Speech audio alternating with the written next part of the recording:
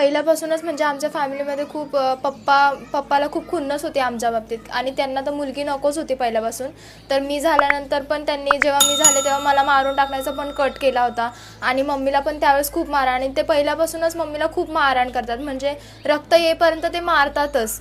तर 28 तारखेला जेव्हा ही सगळी घटना घडली त्यांनी अगोदरच 1 महिना अगोदरच म्हणजे धमकी दिलेली माझ्या, म्हणजे मम्मीचे जे माहेरचे लोक आहेत त्यांच्या इकडे जाऊन पण त्यांना धमकी दिलेली चाकू घेऊन, की मी तुमच्या मुलीला आणि तिच्या मुलीला म्हणजे मला दोघींना पण, आणि माझा एक लहान भाऊ आहे म्हणजे 17 वर्षाचा आहे तो आता, तर त्याला पण मी मारून टाकेल आणि सगळं संपवून टाकेल. आणि याच्या अगोदर पण एक म्हणजे हाफ मर्डर केला होता माझ्या वडिलांनी ठाण्यामध्येच. तर तेव्हा पण माझ्या आत्तूने त्यांना सोडून आणलं, म्हणजे एका माणसाचा त्याने पाय कापला होता आणि तो जेलमध्ये गेला होता, पण माझ्या आत्तूने त्याला सपोर्ट केला त्यावेळेस पण आणि त्याला सोडून आणलं. जेव्हा जेव्हा भांडणं व्हायचे तेव्हा पण आत्तू त्यांना खूप जास्त सपोर्ट करायची प्रत्येक गोष्टीमध्ये.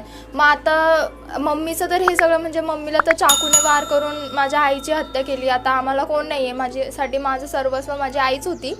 तर आता सध्या तर कोण नाही आहे, पण त्याने धमकी दिली आहे की तो मला पण मारून टाकेल आणि माझ्या भावाला पण मारून टाकेल. तर जर तो बाहेर आला, आता तर तो जेलमध्ये, तर त्याच्यावर कारवाई आता पोलीस लोक करतात आहे. पण माझी विनंती आहे, ज्या पण पोलिसांच्या हातामध्ये माझ्या वडिलांची केस आहे त्याला प्लीज बाहेर येऊ देऊ नका, कारण मी हे सगळं गोष्ट एकटी नाही सांभाळू शकत. मला तुमच्याकडेच मी हेल्प मागते की त्याला अजिबात बाहेर, त्याला कठोरातली कठोर, जरी माझे वडील असले तरी पण त्याला कठोरातली कठोर शिक्षा द्या, कारण माझ्या आईची त्याने हत्या केलेली आहे. आम्हाला तिच्याशिवाय कोण नव्हतं. तिला पहिल्यापासून खूप मानसिक शारीरिक त्रास दिलेला आहे त्यांनी. म्हणजे माझे वडील ऑटो चालवायचे आणि खूप प्यायचे, खूप नशेडी होते, कायम दारू पिलेले असणार किंवा कोणत्या नशा, म्हणजे मला तर माहीत पण नाहीत, पण खूप नशेमध्ये असायचे कायम. नशा करने के बाद वो घर पे आते थे और घर पे आके मम्मी को बहुत मारते थे, कभी मुझे मारते थे. मेरे से भी उनको बहुत नफरत थी क्योंकि मैं लड़की हूँ, तो उनको उनके परिवार में लड़की नहीं चाहिए थी. उनका मकसद ही था कि वो एक दिन मुझे मार देंगे.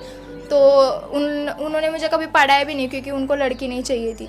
तो वो नशा करके आते थे, मम्मी को मारते थे. फिर मम्मीने म्हणजे मम्मी वैतागून निघून गेली. त्याच्यानंतर त्यांनी मला मारायला लागलं. माझा पण हात फ्रॅक्चर केलेला, मला पण माझं डोकं पण फोडलेलं त्यांनी, म्हणजे खूप मारहाण करायचे. म्हणजे मला पण काय समजत नाही की मी काय करू, कारण फायनान्शियली मी स्टेबल नाहीच आहे. माझं वय पण, मी पण 20च वर्षाची आहे. माझ्या याच एजमध्ये माझे आई वडील दोघं पण गेलेत, म्हणजे वडील तर आता जेलमध्ये. आणि माझी तर इच्छाच नाही की तो माणूस बाहेर यायला पाहिजे. मी त्याला बघूच नाही शकत बाहेर. त्यांनी भाड़े पे मम्मी के साथ थी, तो मैं भाड़े पे ही रहती थी. अभी तो फिलहाल हमारे लिए कोई है ही नहीं कि कोई हमको करेगा या फिर हमारे बारे में, क्योंकि उस टाइम पे मम्मी ने सबके पास मदद मांगी थी, तो उसकी मदद किसी ने की. मरोळ सागबाग येथे ही घटना झाली आहे.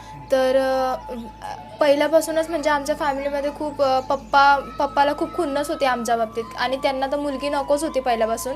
तर मी झाल्यानंतर पण त्यांनी, जेव्हा मी झाले तेव्हा मला मारून टाकण्याचा पण कट केला होता आणि मम्मीला पण त्यावेळेस खूप मारहाण. आणि ते पहिल्यापासूनच मम्मीला खूप मारहाण करतात, म्हणजे रक्त येईपर्यंत ते मारतातच. तर 28 तारखेला जेव्हा ही सगळी घटना घडली त्यांनी अगोदरच 1 महिना अगोदरच म्हणजे धमकी दिलेली माझ्या, म्हणजे मम्मीचे जे माहेरचे लोक आहेत त्यांच्या इकडे जाऊन पण त्यांना धमकी दिलेली चाकू घेऊन, की मी तुमच्या मुलीला आणि तिच्या मुलीला म्हणजे मला दोघींना पण, आणि माझा एक लहान भाऊ आहे म्हणजे 17 वर्षाचा आहे तो आता, तर त्याला पण मी मारून टाकेल आणि सगळं संपवून टाकेल. कारण माझ्या मम्मीने डिवोर्स फाईल केलेला त्यांच्या विरुद्धामध्ये.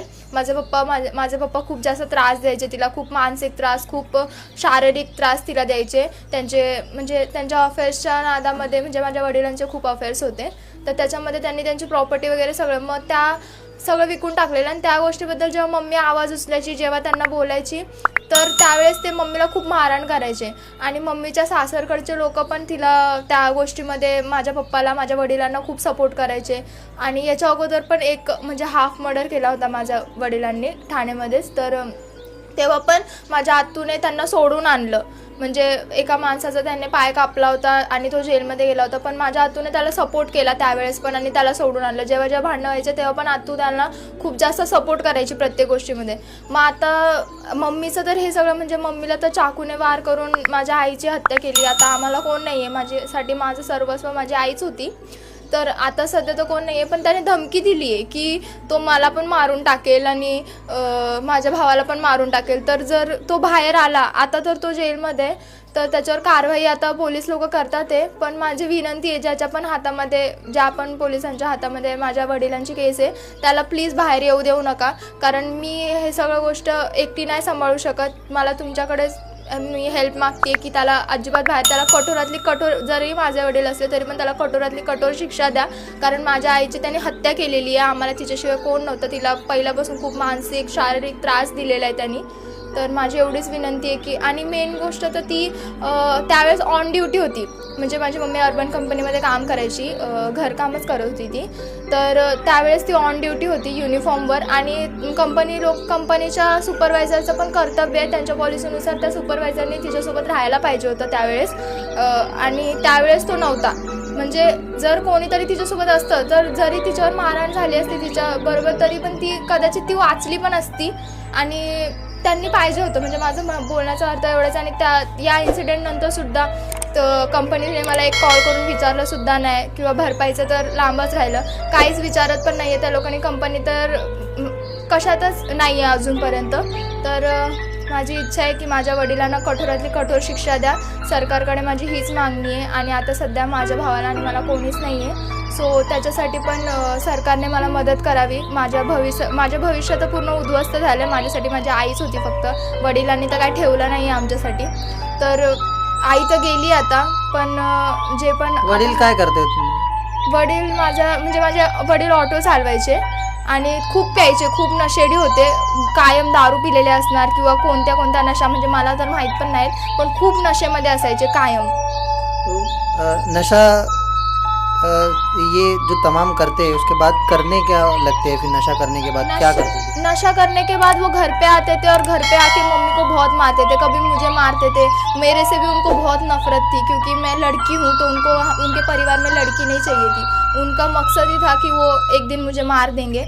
तो उन्होंने मुझे कभी पढ़ाया भी नहीं, क्योंकि उनको लड़की नहीं चाहिए थी. तो वो नशा करके आते थे, मम्मी को मारते थे. फिर मम्मीने म्हणजे मम्मी वैतागून निघून गेली. त्याच्यानंतर त्यांनी मला मारायला लागलं. माझा पण हात फ्रॅक्चर केलेला, मला पण माझं डोकं पण फोडलेलं त्यांनी. म्हणजे खूप मारहाण करायचे. ये तमाम चीज़ जो पहले होती थी उसको लेकर कभी कंप्लेंट डाले, आपने शिकायत की? हां, मी NC वगैरे टाकली होती, पण त्यावेळेस पोलीस लोक काय बोलले की तुमचा फॅमिली मॅटर आहे, तुम्ही तुमचं म्हणजे सॉल्व्ह करा तुमच्यामध्ये. ठीक आहे, फॅमिली मॅटर आहे, पण जर मारहाण होतीये त्या गोष्टीमध्ये तर पोलिसांनी त्यावेळेस आमची मदत करायला पाहिजे होती. जर पोलिसांनी त्यावेळेसच मदत केली असती तर आज माझी आई जिवंत असती. पण आत्तासुद्धा जर पोलीस जीव लावून जर आमची मदत करेल तर कदाचित मी पण वाचेल आणि माझा भाऊ पण वाचेल.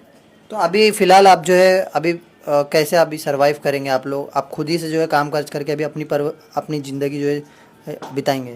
अभी तो मुझे भी म्हणजे मला पण काय समजत नाही की मी काय करू, कारण फायनान्शियली मी स्टेबल नाहीच आहे. माझं वय पण, मी पण 20च वर्षाची आहे. माझ्या याच एजमध्ये माझे आई वडील दोघं पण गेलेत. म्हणजे वडील तर आता जेलमध्ये, आणि माझी तर इच्छाच नाही की तो माणूस बाहेर यायला पाहिजे. मी त्याला बघूच नाही शकत बाहेर. त्यांनी भाड़े पे रहते थे? भाड़े पे मम्मी के साथ थी, तो मैं भाड़े पे ही रहती थी. अच्छा. हाँ, तो मम्मी मतलब मैं भी काम आपके परिवार में और कोई नहीं है आप लोगों का? ये जो तमाम मामला हुआ है आपको रखे या आपके साथ में रहे? नहीं, अभी तो फिलहाल हमारे लिए कोई है ही नहीं कि कोई हमको करेगा या फिर हमारे बारे में,